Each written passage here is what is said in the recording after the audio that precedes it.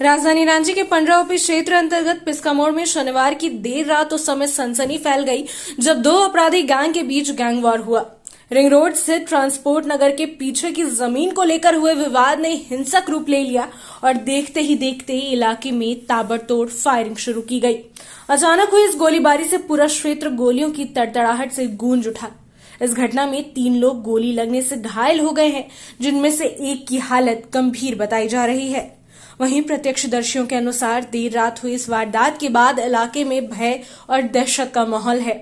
गोलियों की आवाज सुनते ही लोग अपने घरों में दुबक गए, जबकि कई राहगीर और स्थानीय लोग जान बचाने के लिए सुरक्षित स्थानों की ओर भागते नजर आए। आसपास की दुकानों और प्रतिष्ठानों के शटर भी एहतियातन गिरा दिए गए। सूचना मिलने के बाद पंडरा ओपी पुलिस तुरंत मौके पर पहुंची और पूरे इलाके को घेराबंदी कर नियंत्रित कर लिया है। वहीं पुलिस ने घायलों को इलाज के लिए सदर अस्पताल भेजा, जहां प्राथमिक उपचार के बाद बेहतर इलाज के लिए उन्हें रिम्स रेफर किया गया है। वहीं डॉक्टरों के अनुसार एक घायल की स्थिति गंभीर बनी हुई है, जबकि अन्य 2 की हालत फिलहाल स्थिर बताई जा रही है। एक घायल से हमने बातचीत करने की कोशिश की। इस दौरान उन्होंने क्या कुछ बताया है पूरी घटना के बारे में, आप भी सुनिए। ये लोग मुख्य है, बाकी में उसका साथी लोग बहुत था। वहाँ 2 गाड़ी से लोग आया था, स्कॉर्पियो से। उसके बाद लोग गोली चलाया हम पे और मेरा भाई पे। गोली चलाने के बाद बोला कि मारो, ये लोग दोनों को खोज के मार दो, आज खत्म कर। किस बात को लेकर पैसा था? पैसा वहाँ पे जमीन खरीदने के लिए पैसा दिए थे। आज जब हिसाब करके हम बोले मेरा पैसा लौटा दो, हमको नहीं चाहिए, तुम लोग जमीन का क्लियर नहीं कर रहा तो हमको पैसा वापस कर दो। इसी बात पे लेके वो लोग 55 लाख का बात था, तो सोचा ऐसा घटना कर देंगे तो पैसा बच जाएगा। पुलिस सूत्रों के मुताबिक ये gang war Sandeep Thapa gang और संजय पांडे गैंग के बीच हुआ है। बताया जा रहा है कि रिंग रोड स्थित ट्रांसपोर्ट नगर के पीछे की जमीन में लगाए गए पैसे के बंटवारे को लेकर दोनों पक्षों के बीच विवाद चल रहा था।